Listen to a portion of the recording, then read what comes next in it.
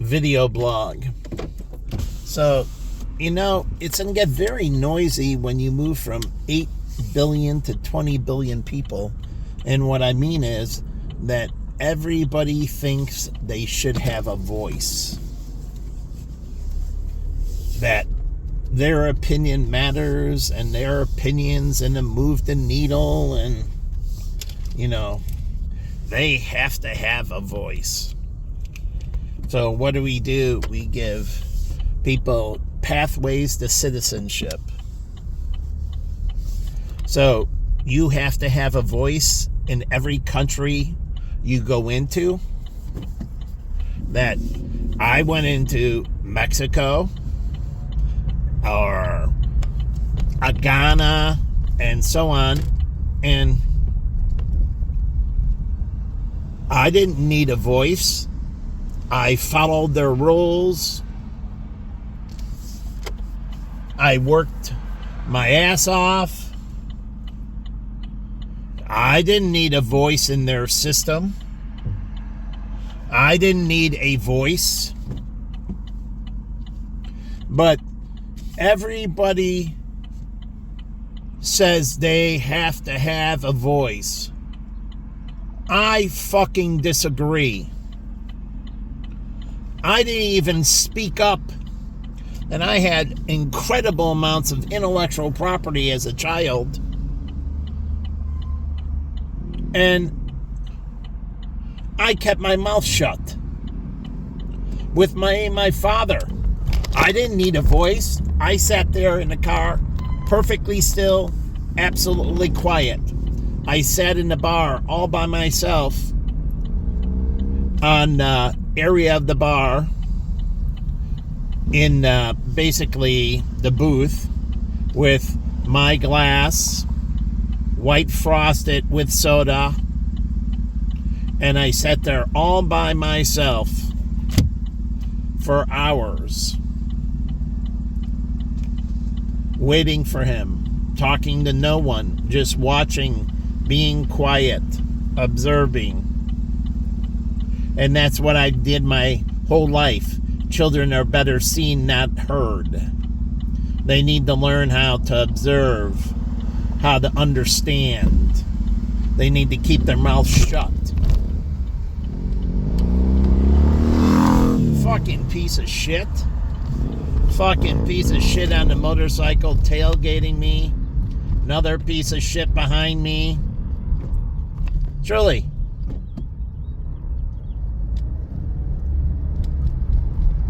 I don't get it. It tells you're too fucking close. And I tell you you're too fucking close. And you don't get it. I don't get it. I back off. I'm too close to you. I'm sorry. My bad.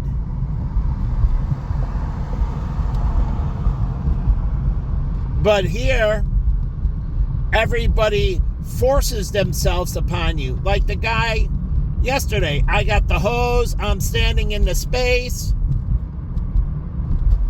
It's like Jimmy in Shanghai. He fucking hated it.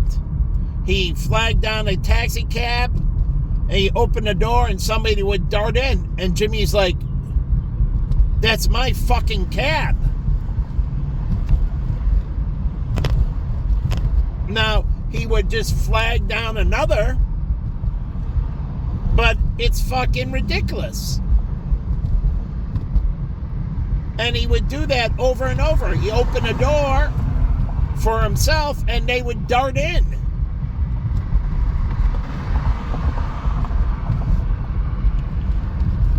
And all he could think about, how fucking rude. People don't know their place. And that's what we come with in America.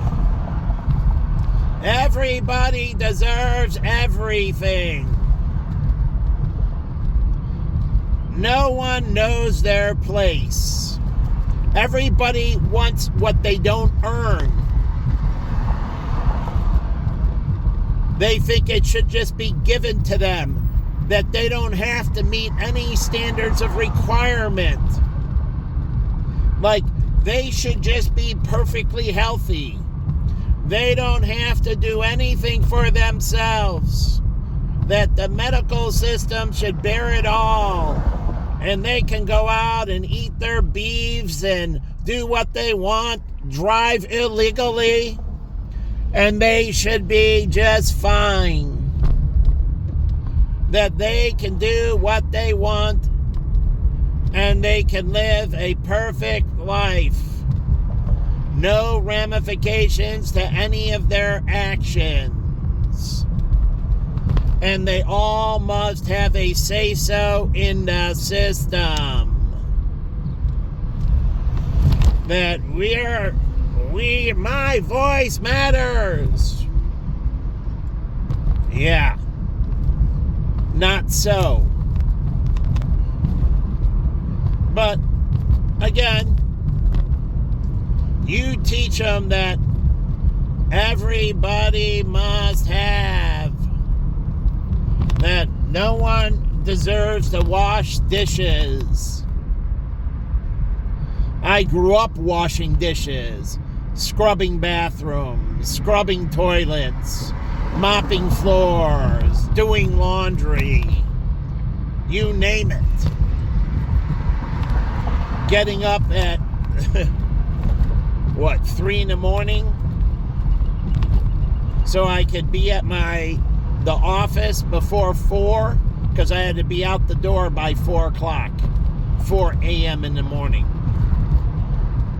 And then I had to go to school afterwards. And then I had to be the patrol boy.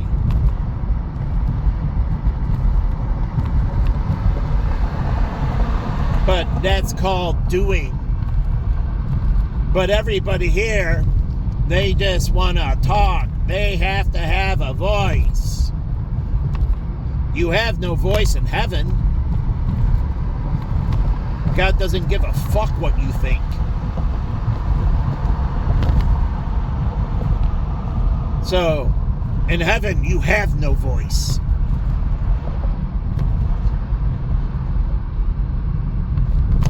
Basically, a society that follows the rules perfectly and is quiet as fuck.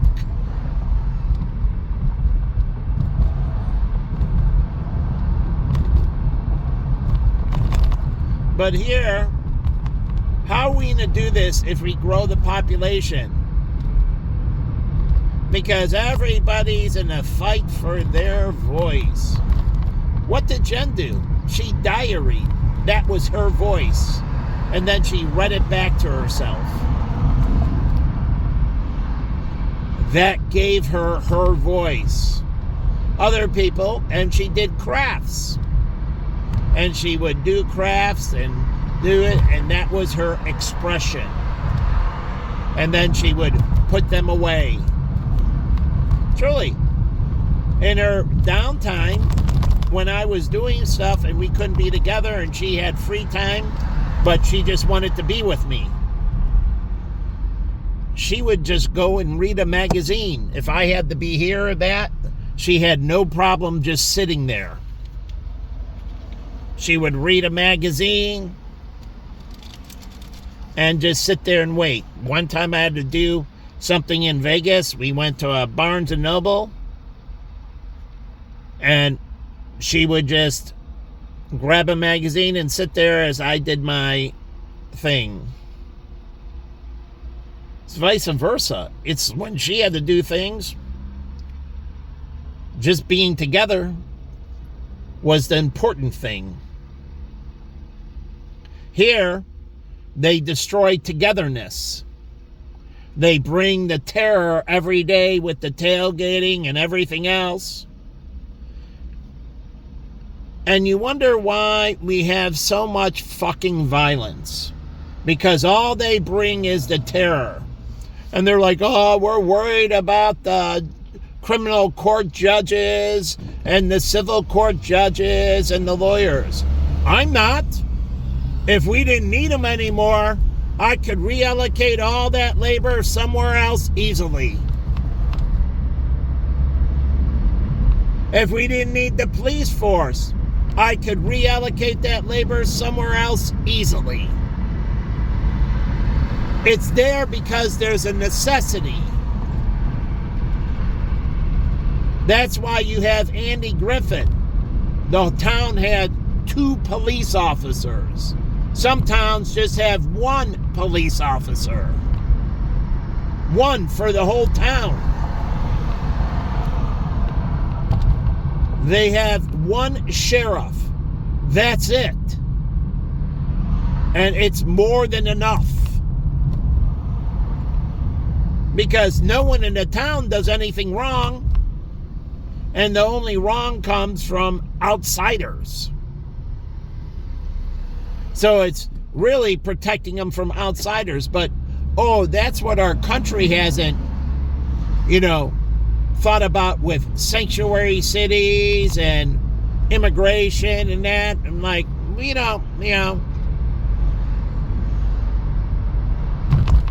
it's a fucking shit show.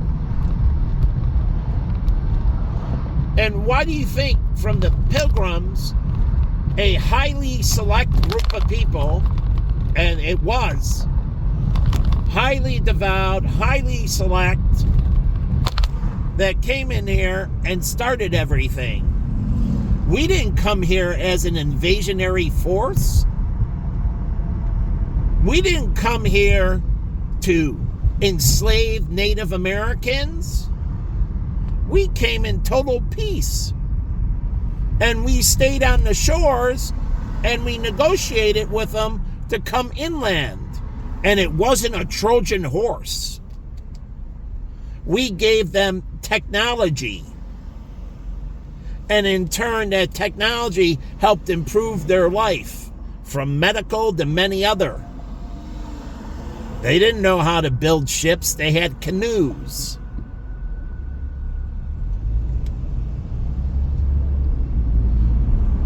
We taught them navigating and many other things. And so we shared resources with them. In turn, they said, you can be here. That was the original immigration of the United States. They brought something to the table. And the only reason the Pilgrims were allowed to stay, they could have hacked them and killed them right there. But the only reason they were allowed to stay is because they had something to offer. Wow, it's a totally different type of immigration system.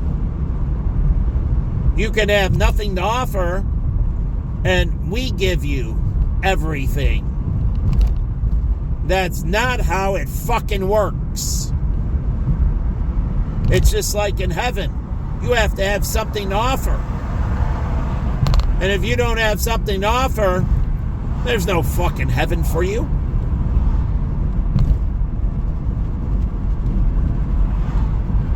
So, again, I don't understand our system. And you cheapen the vote. You make it think like everybody should. I believe in turning the voting back over to 21. Maybe move it up to 25. Or maybe move it up to 30. They moved it down to 18. I dis-a-fucking-gree. And when they did, if you look at when they did, all of a sudden we got all this unrest from students in college. Because now they had a right to vote. And now these wet behind the ears individuals who pick up a book, and it's the Good Will Hunting scenario, where he talks about the different economic platforms. We had to learn Keynesian and so many different economic forms. It's incredible. I mean, I can't even tell you the breadth of different economic systems I learned. It's unbelievable. This guy knows the agrarian, and that's it. And then when he learns something else, oh, that'll be this. I spent my life keeping my mouth shut and acquiring knowledge. So one day I would have something significant to offer the world.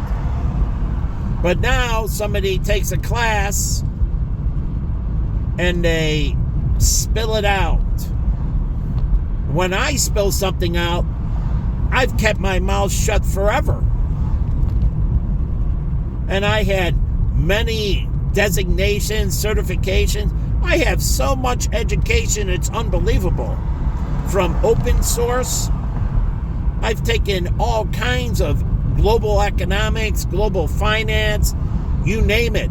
I studied species and the evolution of species, Darwinianism, but more in-depth genetics of species and everything else. And so these people think they should have a fucking word. And I don't get it. That these people should have a voice. And now they say how the Bible should be, how society should be. Well, let's go with all the cartel members. Do you think they should have a voice? Truly, they think they should have a voice. They buy politicians. They buy influence by destroying lives. Isn't this what you do with me every day? You prey upon me and make my life a fucking living hell? And then you feel sorry? I don't give a shit if you have a ton of bags in your car. No one cried for us, my sister, my family, when I was wrongfully evicted on Logan twice. Ross forced us to move the first time. Stephen forced us to move the second time. And we didn't do anything wrong. Both of them did the wrongs. Stephen did the wrongs. He violated all kinds of zoning, illegal work, did the wrongs. And I was evicted. So, no one gave a shit. My family didn't come running, oh, you're getting evicted, and oh, how horrible, we can't have that.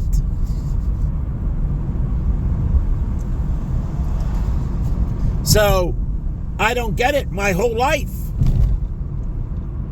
When I got sick with valley fever or anything, I slept alone. No one came to my side.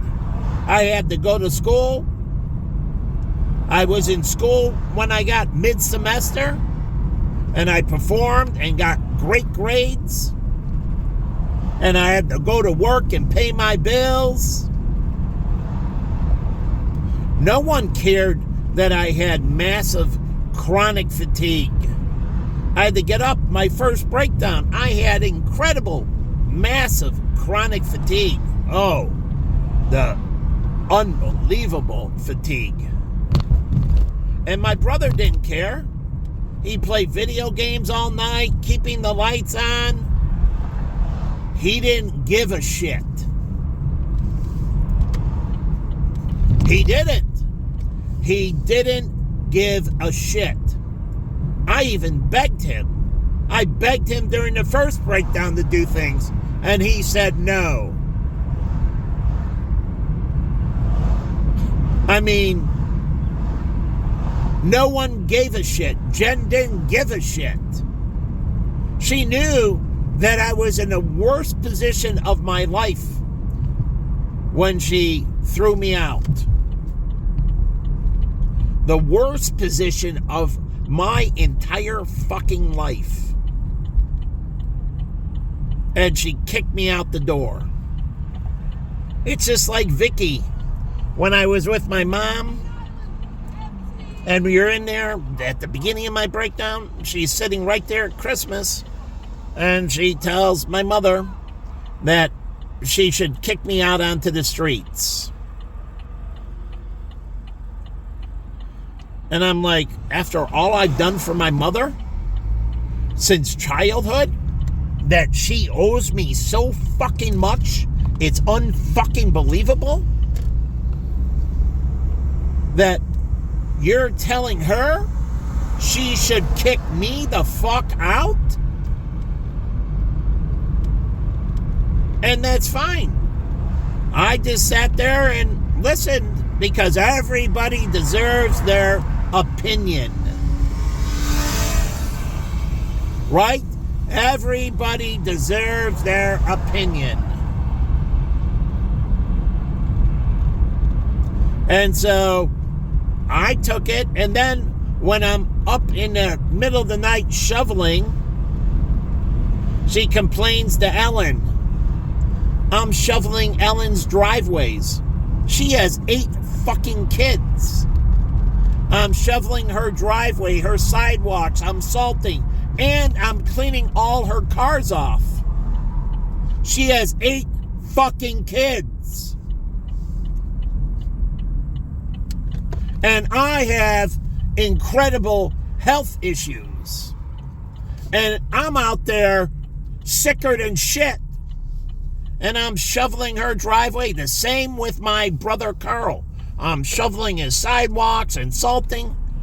And they're all perfect healthy. He has 3 fucking kids. And I'm out there doing it. Jen's mother, I shoveled and salted her sidewalk. She has 2 kids at home, perfectly healthy. A young male, a young female. They're not out there taking care of their mother.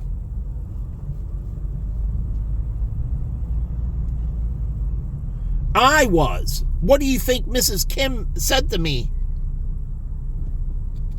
Go after my daughter, and if you get her, it's good with me.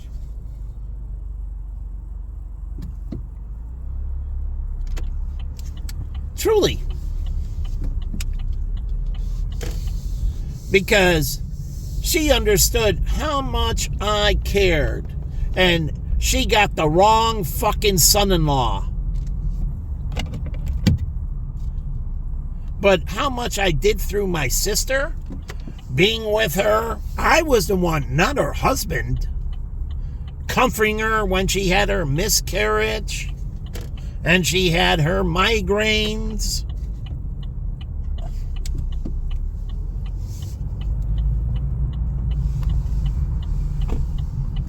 I was the one there comforting her. None of her 8 kids were there, over there, taking care of things, because she had to go and turn off all the lights and the room had to be perfectly quiet. Oh, my sister needed perfect quiet. No noise. No banging. No fucking noise. But what do they do at Starbucks? Or the other place? They terrorize me. But I'm around these people that need perfect peace and tranquility, and I fucking give it to them. For me, you terrorize the fuck out of me. I'm next door to John. He has hearing impairment. And he complains to me I'm too loud. I shut my door. I get a decimeter. And I adjust my volume. I did. My speakers. What did I do? I got headsets. My brother, he wouldn't turn off the computers and that. So I had to adjust. I got eye covers, but the eye covers put too much pressure, the bands. So the little ear hooks that don't have much pressure, because pressure, I'm highly sensitive to pressure to the head, pressure to the throat. But I still complied and found out this little expanding thing for the button on the throat, so I could wear ties. So it had a spandex that the button was attached to. And you put the button on, and so the collar flexes as you breathe. It doesn't suppress and dig in. It actually expands and contracts with your breathing because it has a flex apparatus. Only one shirt I found with that. But I looked to figure out and solve my problems, so I could wear the tie and be compliant. Like this piece of white trash.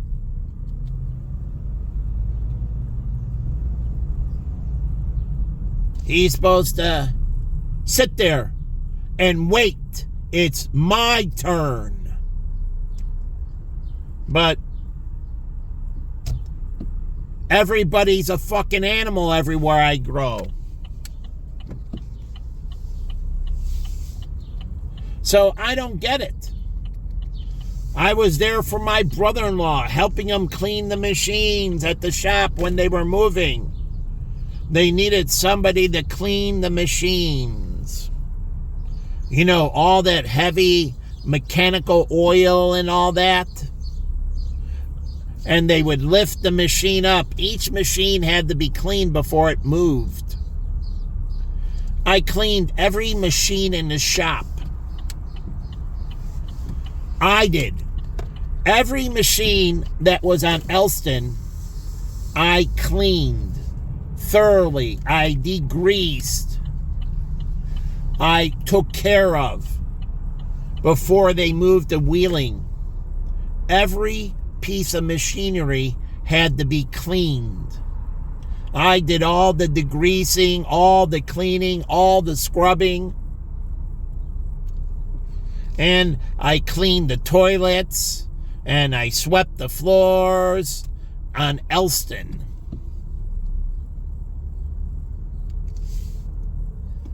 And this was the summer between 7th and 8th grade. And oh yeah, I had 2 jobs. I also worked for the Park District.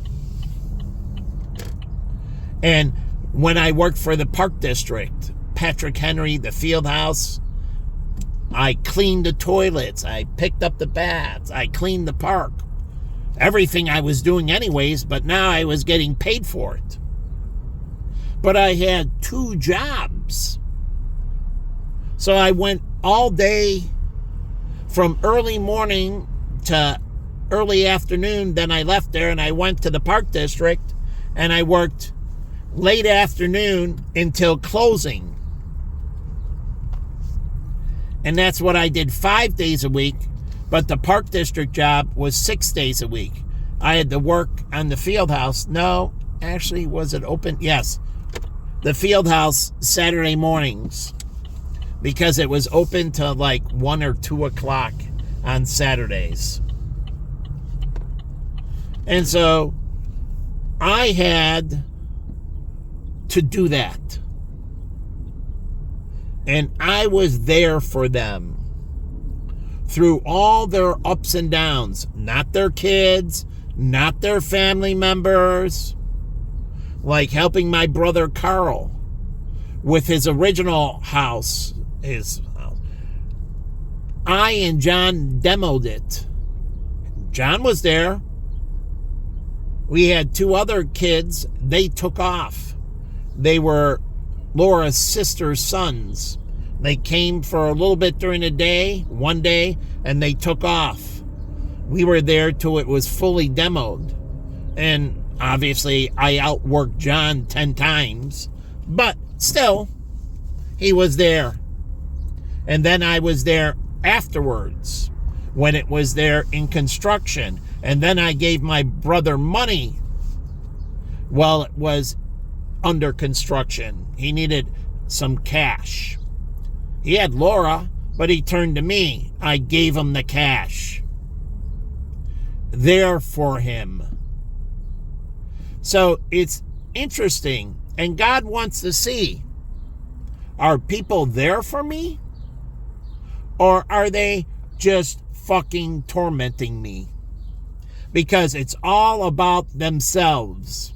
None of that was about me. That was all about giving. All those decades of giving blood. I've never received blood once.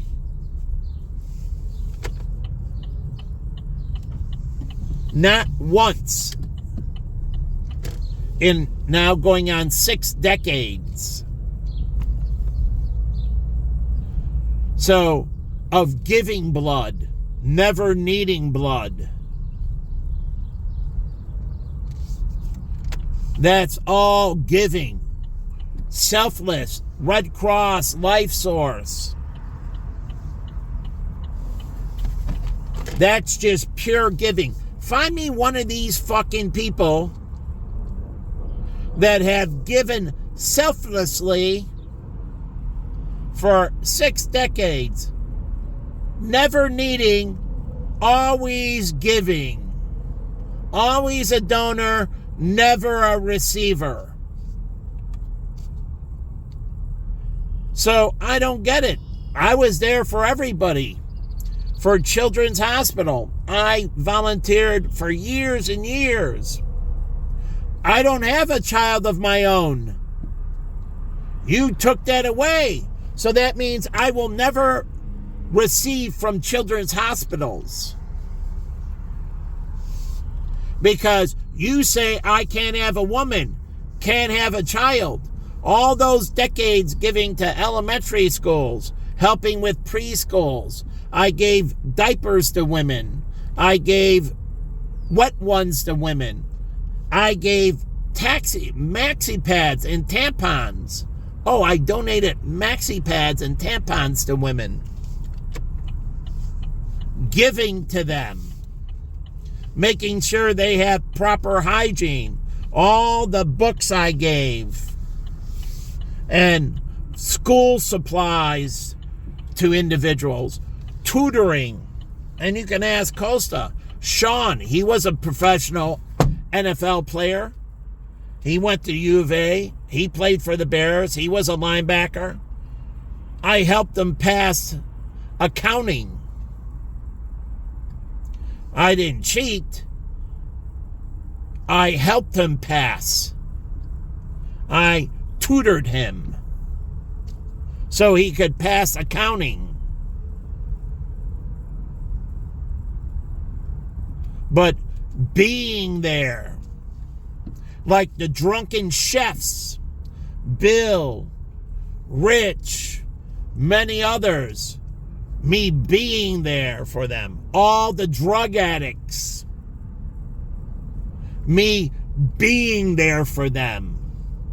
I had to take care of alcoholics since I've been a child and drug addicts like Mike Whitehead. I was there for him every single time. And if I was around him more, he would be alive. Being there for him.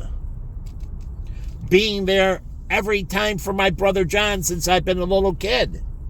No matter he hit me with a brick and let me bleed out and him and Quinn ran away, or he stuck me with a dart, or he snapped my neck, which he did, or any of that, and I was there for him.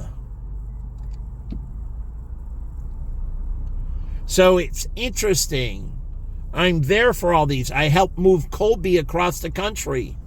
I helped move other people across the fucking country. You say moving ministries. I moved them. I helped pack them, move them, and I got nothing. Zero. They didn't buy me a drink even along the routes. They didn't buy me a drink. They didn't buy me a fucking meal. They bought me nothing. I don't even think they gave me a thank you.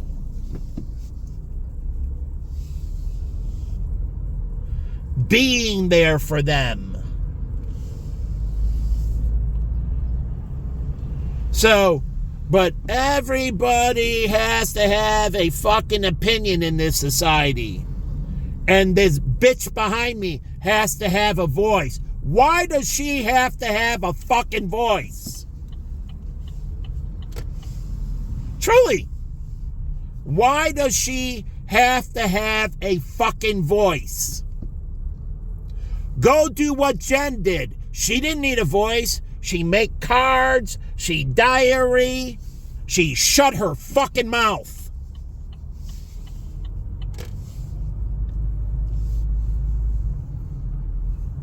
But, again, appropriateness.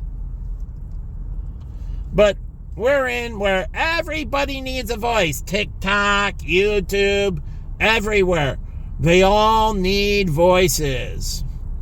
And as my brother Carl said, we have too many people thinking they should be the chiefs and not enough people thinking they're the Indians. So everybody's a chief. Everybody's a big shot. And I don't see it that way. But again, I can go on and on of all these, being there for orphans, being there for orphans in China and overseas, and I could go into all the stuff for the people I was there for around the world. But the point is, when are you going to stop hurting and depriving me? When are you going to be there for me? That was God's point in 2016. He doesn't give a fuck about any of you anymore. Only those that are there for me receive. And if you're not there for me, you fucking perish or burn in hell. Heaven's not even a fucking option. So, it truly is a bunch of shit. But everybody needs a voice. No one can diary. No one can earn their right to speak. Everybody must be given the right to speak. They deserve that.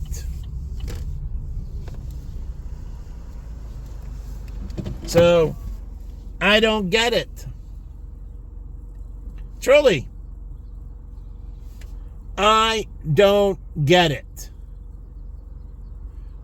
Everybody has an opinion, as I was taught.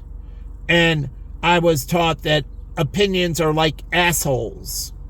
Both male and female species, they all secrete waste. They all have an asshole. Even viruses and bacteria and fungus. They process and excrete waste. So, just because everybody has an asshole doesn't mean it matters. But we think everybody has an opinion and every opinion matters. And we should give more people the right to vote to give them more opinions. I disagree. And we should raise the voting age to 25. Just like the rental car age. Rental car companies really don't rent to people until the age 25. So, again, I don't get it. Everybody wants to take off limitations. I accepted it. I never broke the drinking law. Do you know that? Not once did I break the drinking law. I waited till I was legal to touch liquor. Now, I did have one puff of a cigarette as a child. I didn't buy them. And I got sick.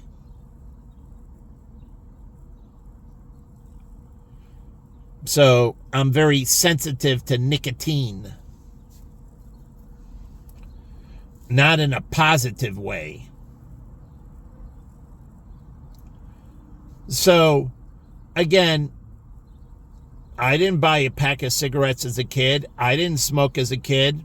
I didn't do illegal drugs as a child. I didn't drink as a child. I didn't do any of this negativity that all of these kids, they do. And I worked from a very young age. And now children, they grow up and they're fed, bottle fed from birth through age 21. They're bottle fed. They're given everything. They work for nothing. And that's why you have, and I learned, like the black kids, they constantly say they deserve it. You have 107 all-black schools, colleges.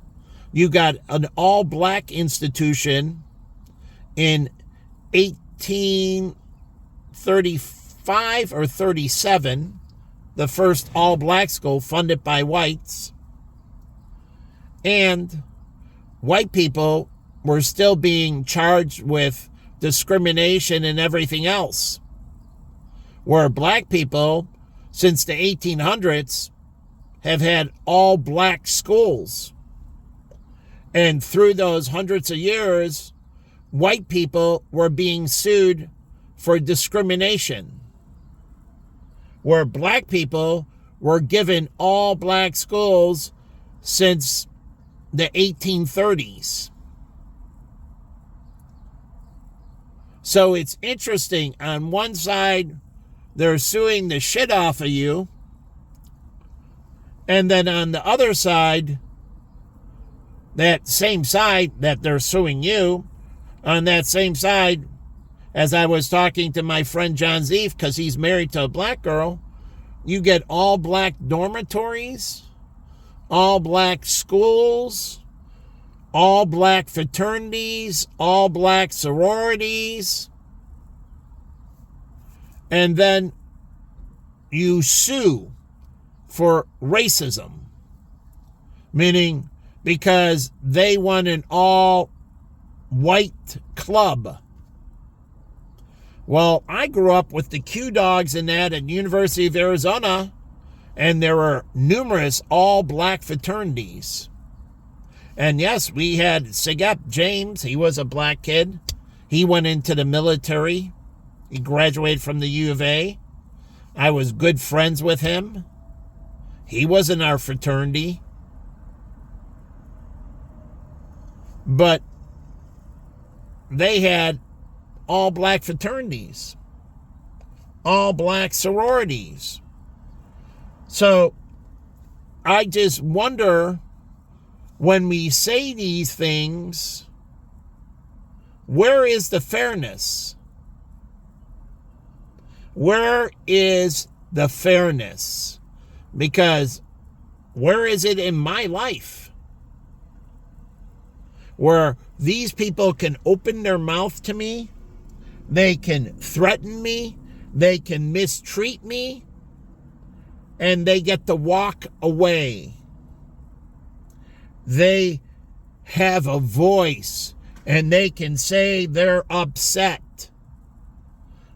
Well, I think you open your mouth and you might be 10 feet under. Kind of like, the mafia movie where the kid opens his mouth and he's buried. Because I don't want to hear what the fuck you have to say. So don't I have that choice?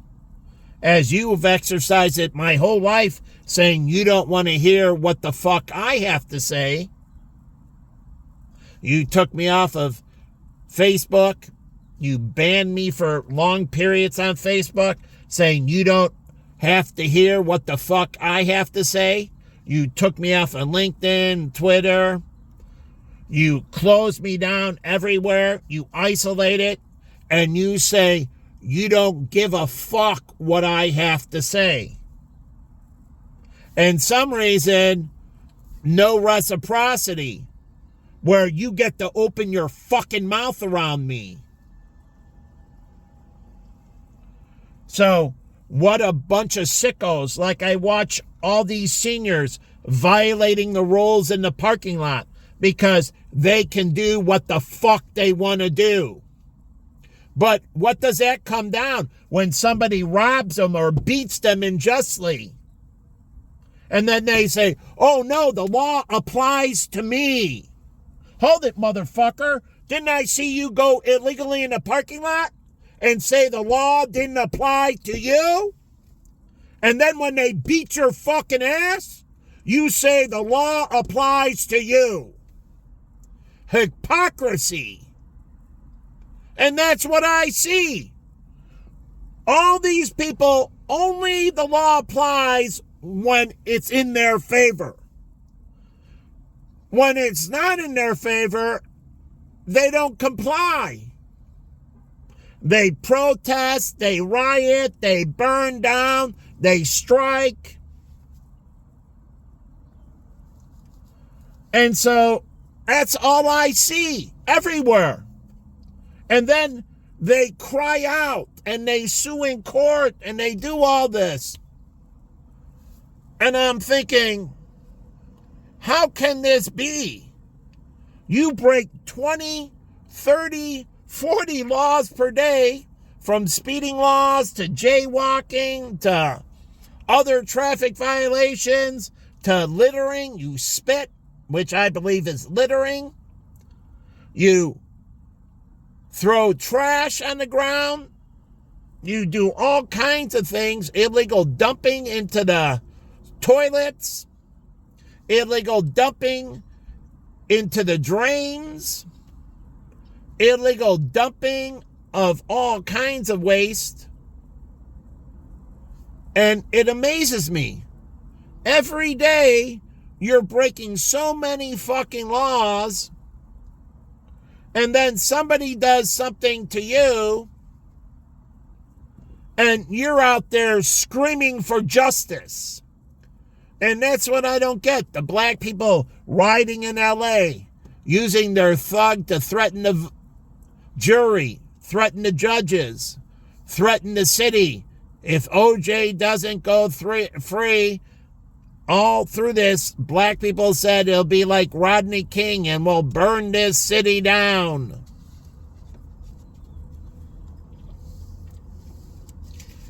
There was supposed to be a change of jurisdiction. They should have never had the trial. They should have moved it to Montana. Truly. They have Native Americans in Montana. They have Native Americans in Wyoming. So they have people of color.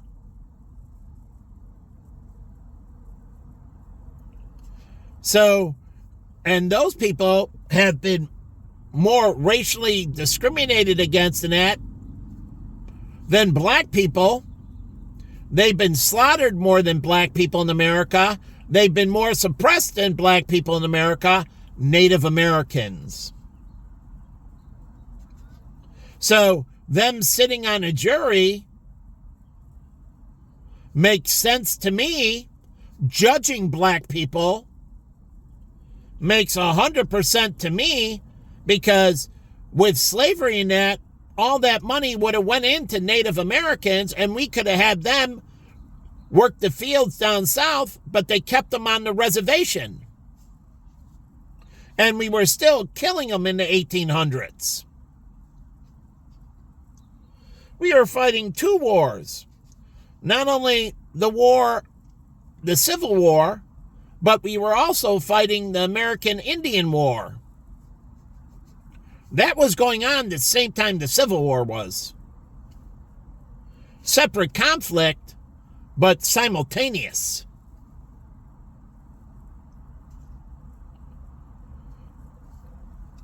And that also made the Indian Wars drawn out much longer. Because of all those troops, 1.2 million people died. All those troops, all that, where it would have just been overwhelming to them, and it would have actually been peaceful because of supremacy. They would have understood there's no reason to fight. They would have negotiated. And the funny thing is, you say it would have been worse for them. It would have been better for them. Why? Because they wouldn't have killed all those families that were innocent, that were working on farms, that they raided the houses and scalped them and killed the women and children and husbands and communities and wagon trains and everything else. Because if we weren't in the Civil War, all those troops would have protected the wagon trains and everything, and we wouldn't have had the Wild Wild West. We wouldn't have had the Wild Wild West because all those troops would have deployed westward, and it would have been overwhelming, and we would have had peace, and there wouldn't have been bad blood between whites and Native Americans, because they would have been forced to negotiate. But they would have gotten goodwill, because on the white side, they couldn't say, you killed all these women and children, you killed all these wagon parties, you raped and pillaged and so on. And that wouldn't have been there. All that negativity wouldn't have been there. So I think Native Americans being on a jury when a black person or a Hispanic person is, being judged, I think it would be fair that Native Americans are on juries. And that includes when white people are being judged. But the funny thing is, Native Americans never end up in the jury pool. They need to be starting to be put on juries. There's tribes, I think, literally in every state. And I think we need to get them to do jury duty, so they can feel from their injustice if we're being unjust.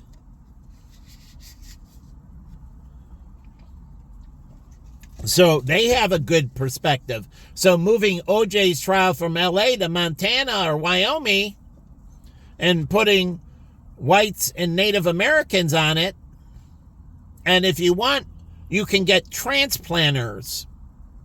Oh, not long families in Wyoming. You get people who move from Chicago or lots of them move to Montana and Wyoming as two states, or South and North Dakota. There's lots of transplants. And so for OJ, you could have gotten lots of transplant whites. So again, that makes a difference on the jury, because where they had their foundational experiences weren't in Miami, weren't in Wyoming. So it would have been a much fairer trial. And they wouldn't have cared shit about OJ's celebrity. It would have lowered his celebrity status, his celebrity influence. So again, change of jurisdiction would have been, and he would have been convicted the first time. Because no way they could have overlooked the blood evidence in the forensics. The forensics was incredible, matching him unbelievably. But they ignored all of it. It was a 99.9% match on the blood that was at the crime scene. And when you get a drop of blood at the crime scene, pretty much hard to plant. Truly. Because first of all, they have to get it from OJ. OJ doesn't donate blood. So you saying they drugged him and withdrew blood from him? Because you're not going to get the fresh blood drop any other way but a blood draw. Because not if you pick it up off of material or anything else. No, it won't work. The transferring to the soil, the moisture composition wouldn't be there. Because any material that draws in the blood retains some of that moisture. So the composition of any transplanted blood or fingerprints, the material that grabs it, has residue on it. And so when you transfer, the residue is reduced. And I'll go into this on Tumblr, but it's not like fresh. Fresh is very moist. And so there's less water in that in the blood. And so you can't transfer the blood. If you're a good forensic person, you know the blood was put there. So again, oxygen and everything else, if you know with the Red Cross, and they can be expert witnesses from the Red Cross to Life Source, the blood banks can tell you how fast blood deteriorates. Even in packaging, they have to get rid of it because it rots. Do you know that? Even in packaging, the blood goes bad. So it has to be preserved in a very, structural way, because it's so sensitive. That takes a lot of fucking technology. It is not an easy thing, because it's very biologically complex. So it's not like somebody can easily do it. And from that, Life Source and Red Cross can tell you how fast blood in a preserved environment, keeping it in the refrigerator, going from the veins to the package, and off of their historical records can tell you over all those years, they can tell you AB negative, and that, how fast it deteriorates. And from that, if you're using them, you understand blood work at a crime scene. And then you can understand the biology better, because they spent a lifetime on trying to preserve blood. So with that, they have an incredible amounts of intellectual property related to decay. And that's good for archaeologists, for animal blood and animal remains and everything else.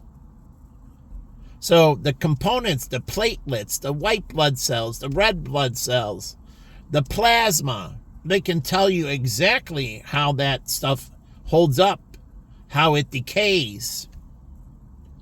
And that's all forensics. But some reason, everybody has a voice.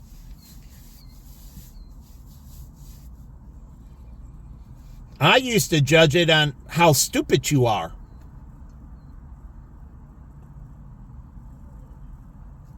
Your raw information I take. Not that I can MacGyver it to make it work, which I've done my whole life. Truly. But your raw information for your market. I want to do this, and I look at it, and the raw truth, you're a fucking moron. Yeah, I can MacGyver it and position it into the right market and tweak the colors and tweak the device a little bit and make it work. But it doesn't mean you're a fucking genius. You're a fucking moron. And what you produced for what you intended it for is fucking garbage. Why do you think people hire consultants? Because what you produce, like ghostwriters, what you produce is garbage. Why do you think they have at the Federal Reserve Hahn? He's an editor for all the Economist pieces. And what you put together might be insightful, but for the market you intended it for, it's crap. So he has to MacGyver it. And he does. He can be a book editor. Truly. He can edit vocals for movies. He is an editor, just like Pat Mann's mom. I never seen somebody that read so many books in my life. I love that lady. She had thousands of books. She was an editor. She lived by Russian Division. That's where Pat grew up. That's why he worked on Rush Street and he worked as a doorman. That's where I found him. Kenny introduced me to Pat, and I hired Pat because I liked him. And I worked with him trying to solve his problems. His girlfriend problems, his other problems, helping him and guiding him. But again, yeah, he was my best friend. I loved the guy. But his mom was incredible. Pat never went into book editing. And his mom could have told him, and she edited all kinds of books, helped him develop his career. Sometimes there's a disconnect and you gotta get the epiphany going. And you're like, oh yeah, that's right. I could help my son this way. I read these books that would be great for him developing his stand-up comedian and so on, giving him stories that are funny. There are books that you can read that you pay for, that you write the author and get permission to use stories. But there are a lot of funny stories in books.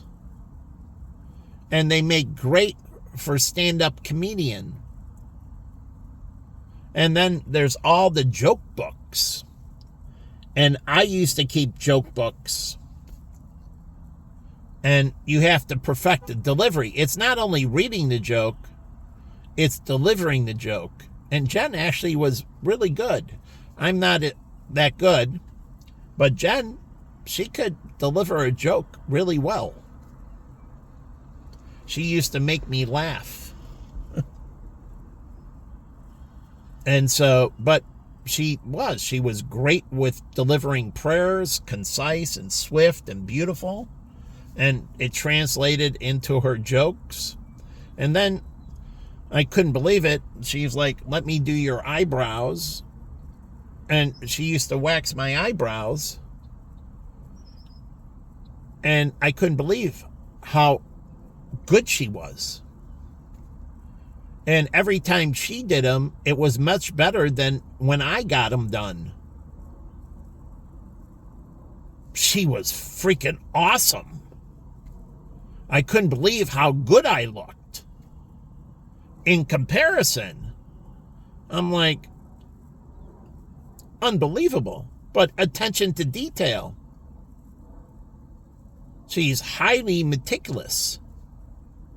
She understands facial. She does all kinds of crafts in that. She understands facial geometry and color mixtures and shapes. And that all came from crafts.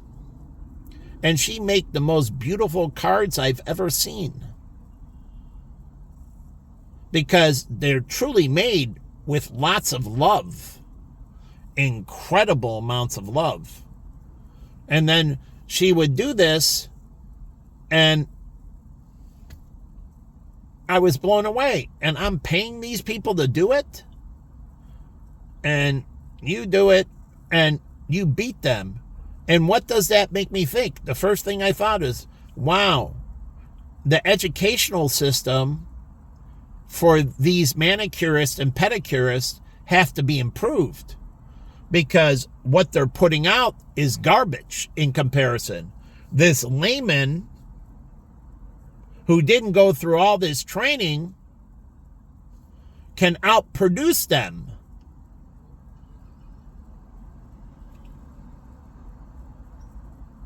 And I'm thinking, wow, our craftsmen really suck, because that's a vocation.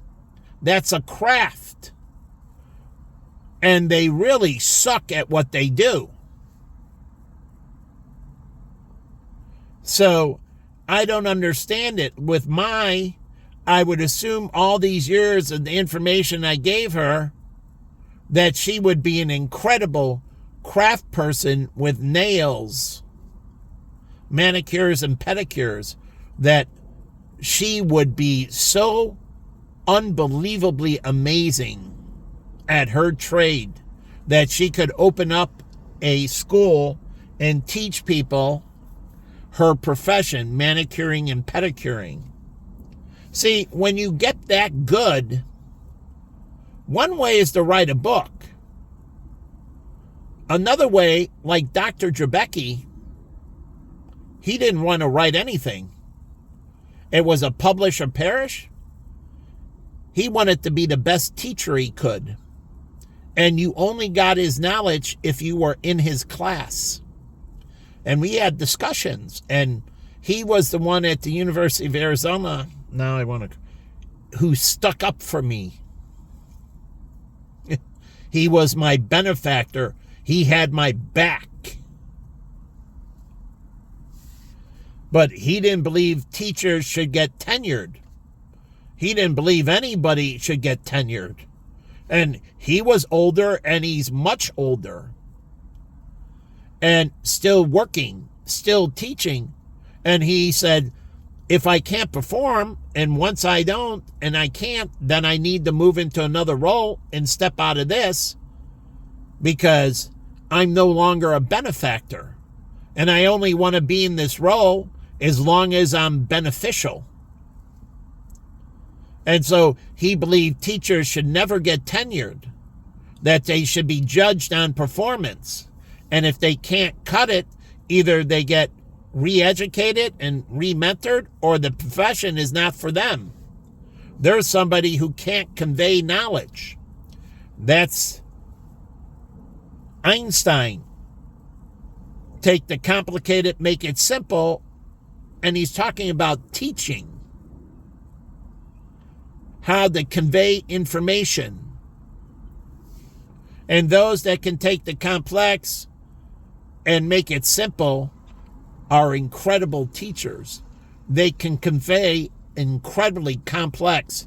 So people wait. There's a professor at the University of Chicago who does securities analysis, that there's a wait to get in his class.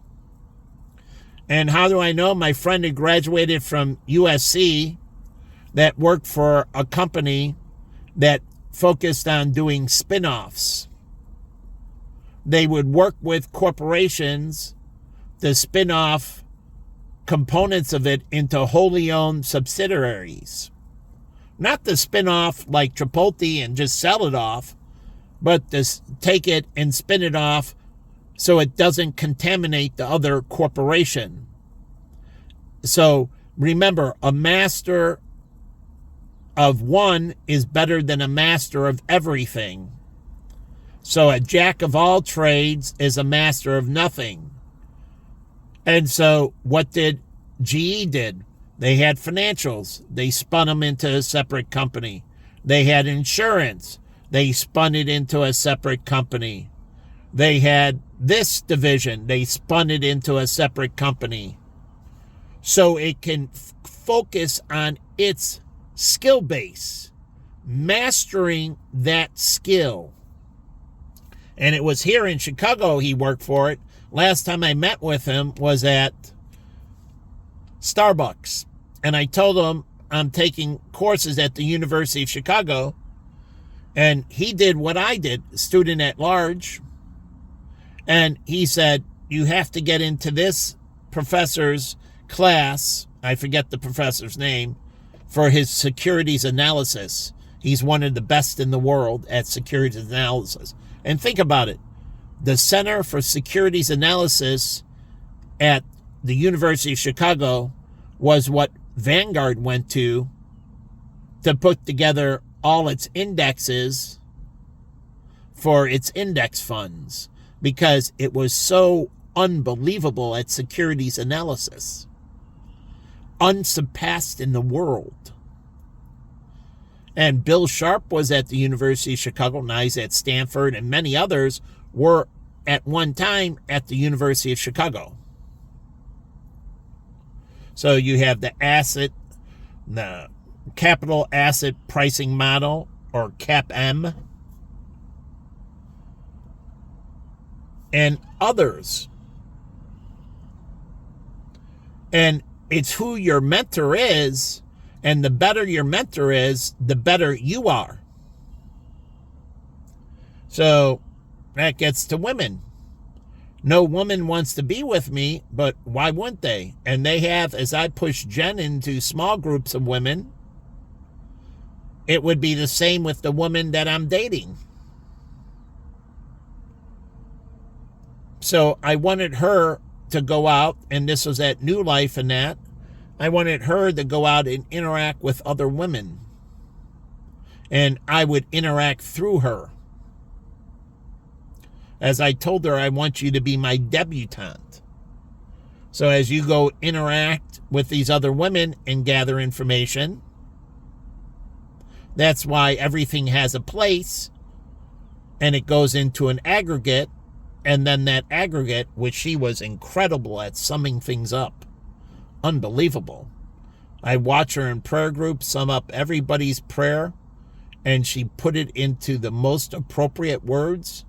Their long-winded prayers, she would break down into a few words and make it so concise and so, focused. It was incredible. And so she summed up a whole room into a 30-second prayer. It was great how she took the aggregate and could turn it into such a beautiful micro. She took the macro and turned it into a micro. And I loved her, and I chose her because I don't like long-winded prayers, the popcorn prayers and all that. To me, I don't want to keep my head down that long. So I did comply, but I didn't like popcorn prayers and that. Each of them give your prayer request, and then somebody sum it up, and that person pray for us all. But it was more about efficiency. I didn't want to keep my head bowed down that long. But I'll leave this. But you don't understand.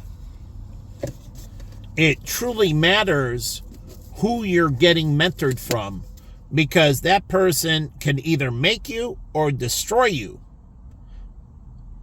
The wrong mentor, you put on the wrong security hedge, and your thing goes south.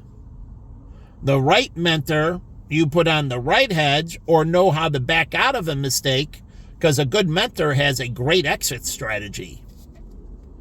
So they're always turning lemons into lemonade. So even if it goes south, and this is with martial arts and an instructor, as I look at Alpha, Kava, Mega Compound, AKMC. So AKMC. But again,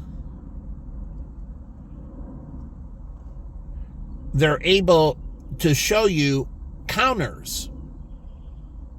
So if you get yourself into a pickle and the move doesn't go right, they show you the counter move to correct it. So it's incredible. And in Citadel, which I just watched, the fight scenes were very good. Truly. The Indian girl who I have a crush on, she did awesome. And then this other girl, now she's talking to at the end, she did awesome with the fight scenes. The fight scenes were incredibly well choreographed. Looked very real. And a good choreograph, you know, Bruce Lee first started out as a fight scene choreographer. Do you know that? Before he moved to the front of the scenes. And that's where he had his idea for the one TV show that David Carradine became.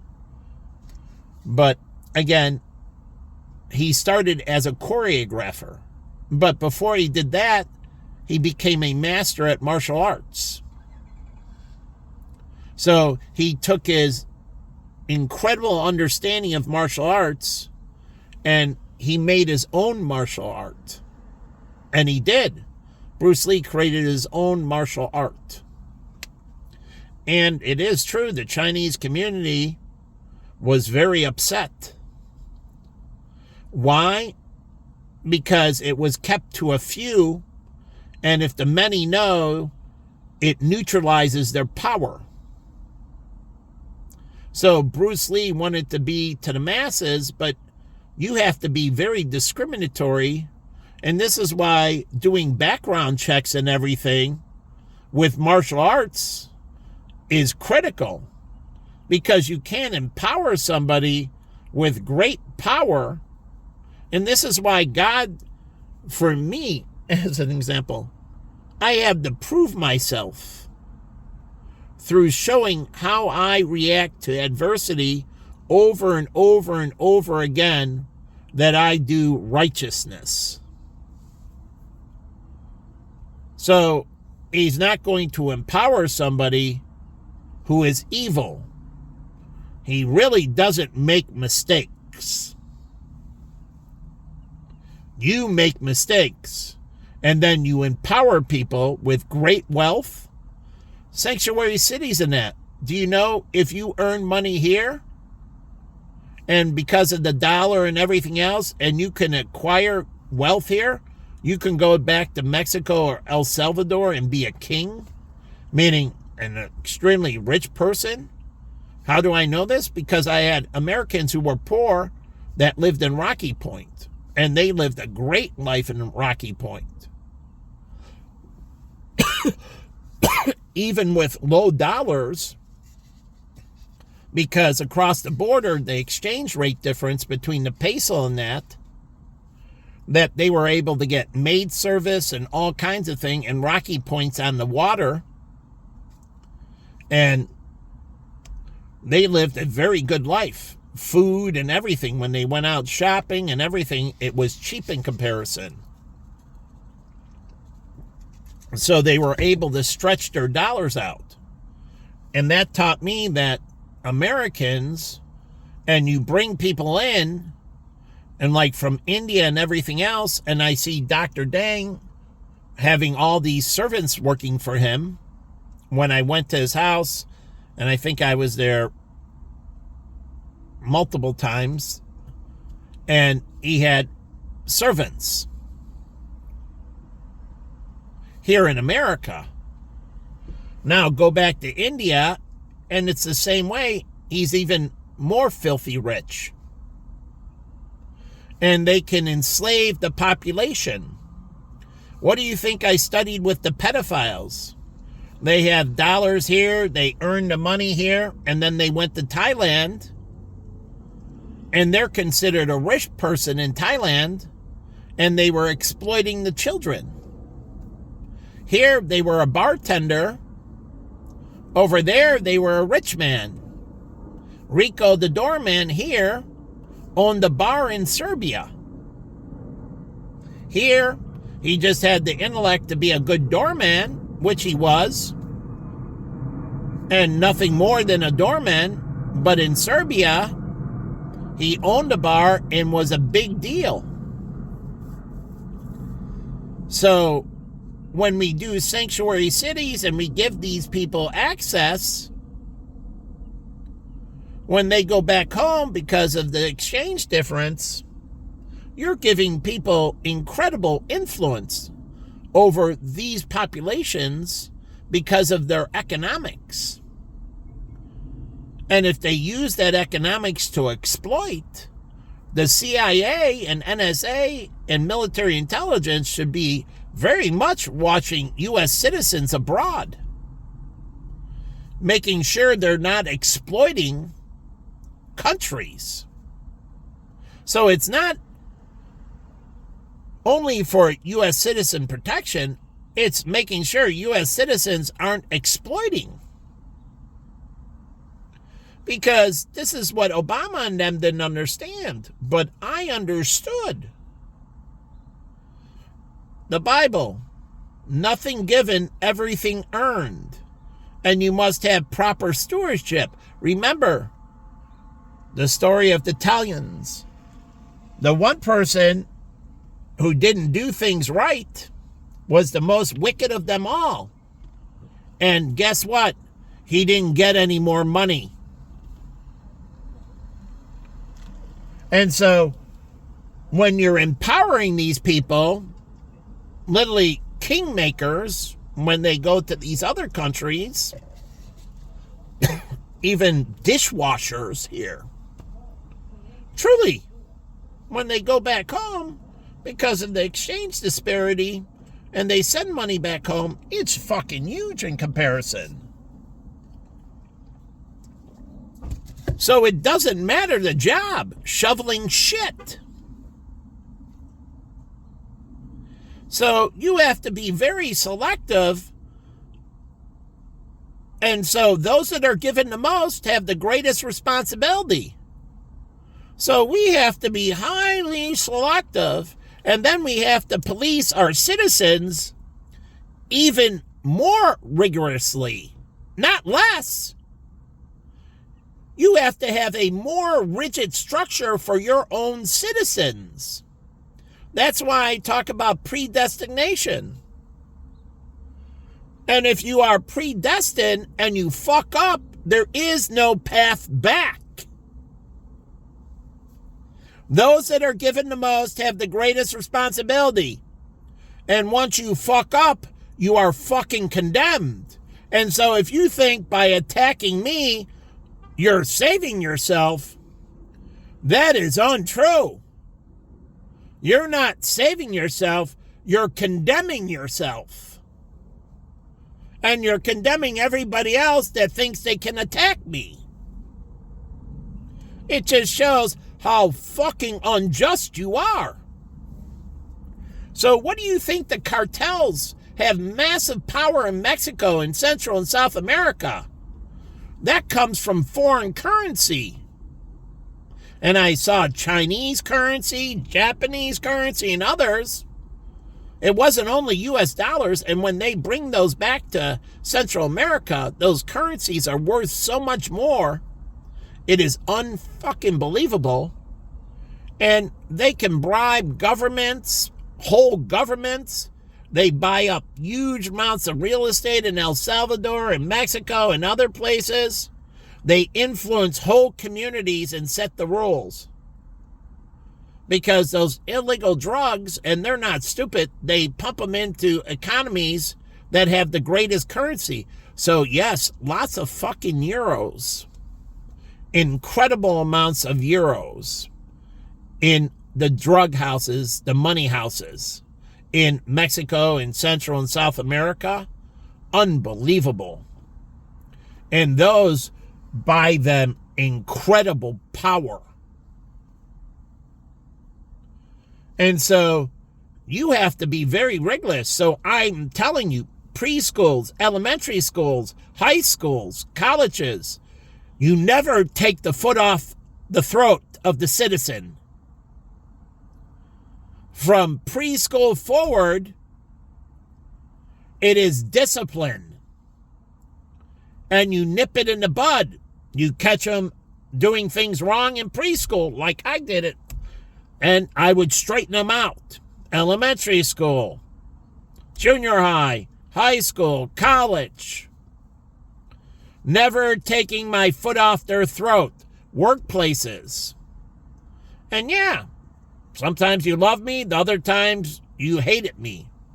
But I didn't differ, as Sheila could tell you. I'm a black and white, right and wrong person. And she figured it out because I was against her at times and then with her at others, and she actually became a great friend. Why? Because she saw I was fair. And I never brown-nosed her. If she fucked up, I was on the opposite side of the battle. So it was easy for her, meaning once she learned, she actually used me as a rule of thumb. Basically guiding her conscience.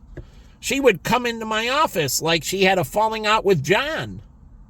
And she told me what happened. And I found out from John what happened too. And I told John, Sheila's right. You fucked her. And she didn't do any more work with John. That was it. And I'm like, yeah, I can see that. You don't need to trust him again. But he screwed. And I watched between Nardash and all them, and I was on either on their side or against them, which I'm not a fair weather person. I'm a righteous person. Jen figured that out. That they thought I was a people pleaser. I'm not a people pleaser. I'm a righteous person. My idea is to make things better, but I don't want to empower fucking evil people. Evil people don't deserve to be empowered. So they figured it out. That's not me. And Jen contracted because that's what Jay and them and all their opinions changed. Because they watched me through different situations and found out that it wasn't about people pleasing, it was about right and wrong. So initially in 2002, they had that initial opinion. Jen told me, my friends think I'm with a people pleaser. And I'm like, oh, that's good to know. And I told her, that's not me. I'm all about justice. So anyways, there's a banquet hall over here.